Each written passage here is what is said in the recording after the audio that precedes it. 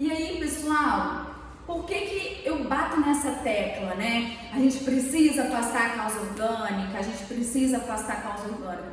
Porque todas essas doenças aqui, todas essas alterações orgânicas causam alteração do comportamento, podem causar uma agitação psicomotora, por exemplo. E aí, para você não ser aquele clínico que vê um paciente agitado, já manda para o psiquiatra, né? Você tem que avaliar esse paciente. Hipóxia, hipoglicemia, sepse, né? Qualquer tipo de infecção, uma encefalopatia hipertensiva, advérnica, como a gente viu, uma epilepsia, AVE, alterações hidroeletrolíticas, né? ITU, pneumonia, doenças endocrinológicas, um hipertiroidismo, por exemplo, né? Demência com alterações do comportamento, AIDS. Então, todas essas causas podem causar alteração do comportamento do paciente, podem causar tanto agitação, né? Quanto podem causar uma hipoatividade psicomotora, né? O paciente também pode ficar como se fosse um catatônico, né? Então, a gente precisa diferenciar, tá, pessoal? Isso é muito importante.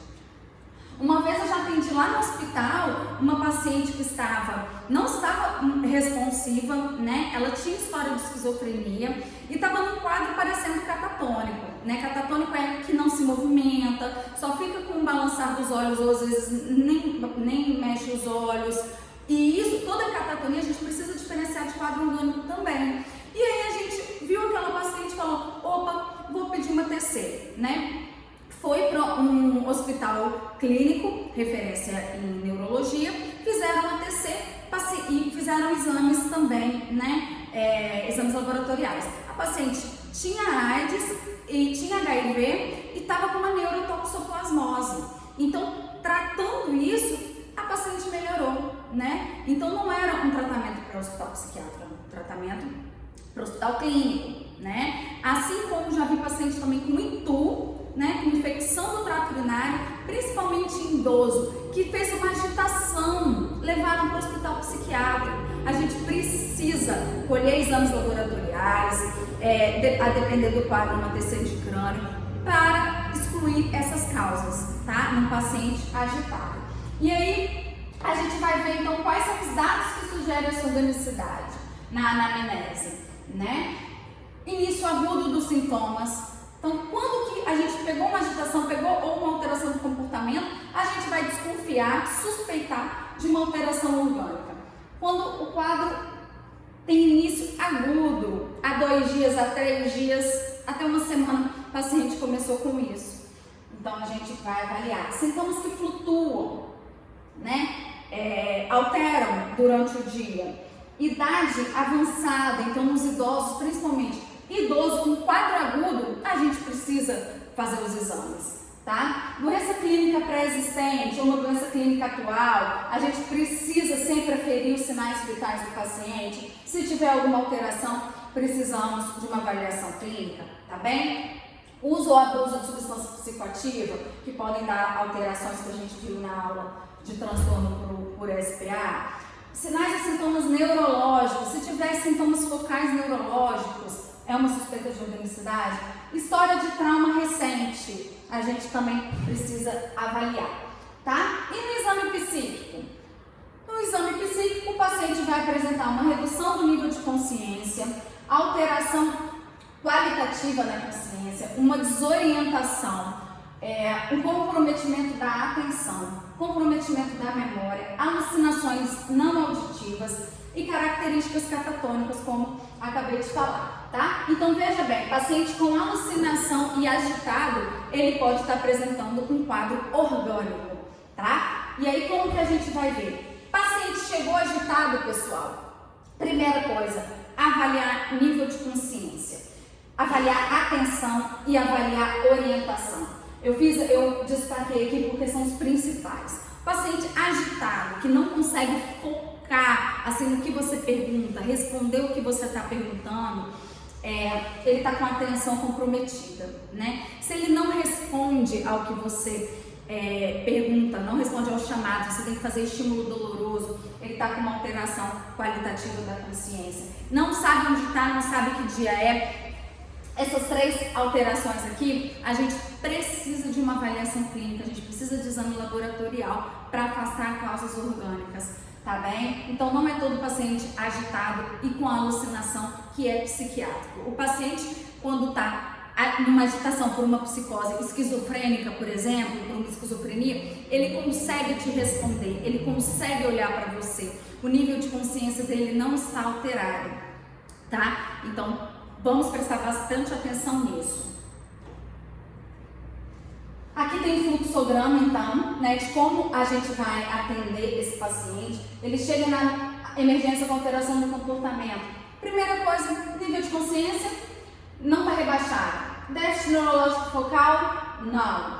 Alteração do exame, né, estado do exame mental, sugerindo delírio. Alteração, então delírio, o que é? Alteração do nível de consciência, atenção, orientação e memória?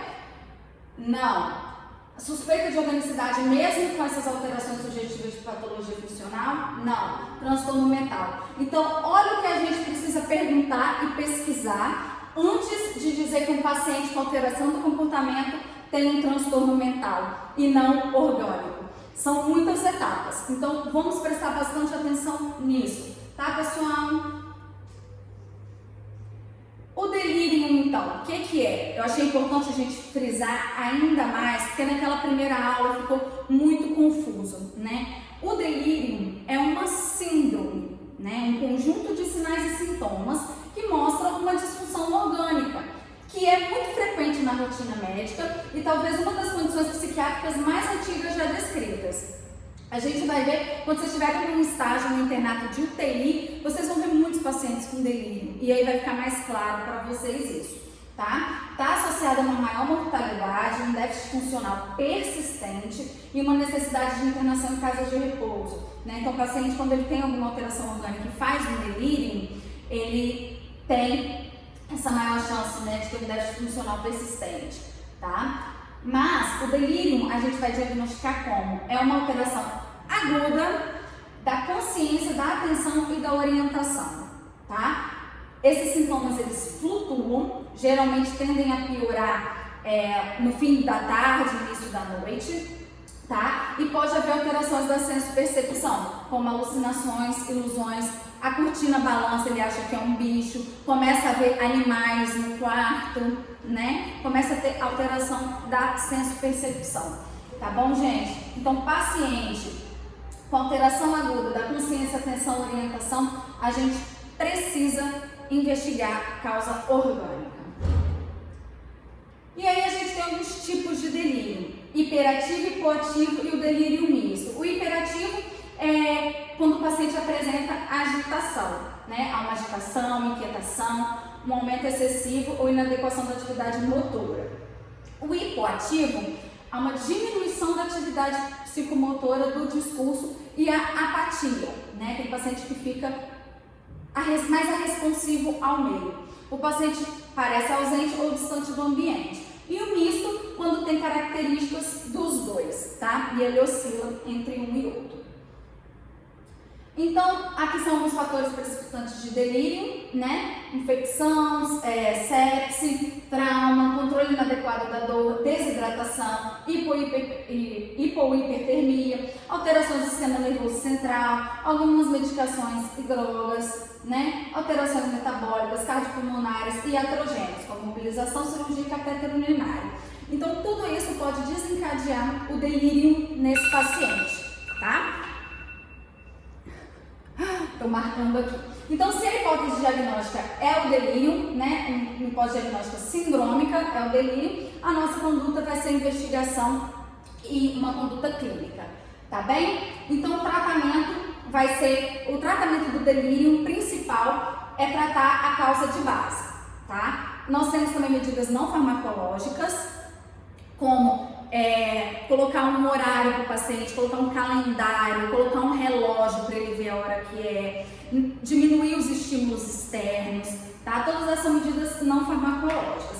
E tem as medidas farmacológicas, que são usadas principalmente no delírio hiperativo, que aí a gente pode utilizar qualquer um desses antipsicóticos, né? Haloperidol, quetiapina e risperidona, porque ele vai estar agitado, né? Então a gente pode fazer, deve fazer um desses 3 antipsicóticos, mas atenção, sem prometazina, tá? A prometazina é um anticolinérgico, ele pode piorar, ela pode piorar o delírio. Então a gente faz, nesses casos de delírio, um antipsicótico sem a prometazina, combinado? E sempre tratando a causa de base. Esse tratamento com o antipsicótico vai ser um tratamento para aquela agitação, não é um tratamento para o delírio, é um tratamento sintomático. O que vai tratar o delírio é a causa de base, a gente tratar a causa base dele, a infecção, qualquer que seja ela que a gente acabou de falar. Beleza? Até a próxima aula!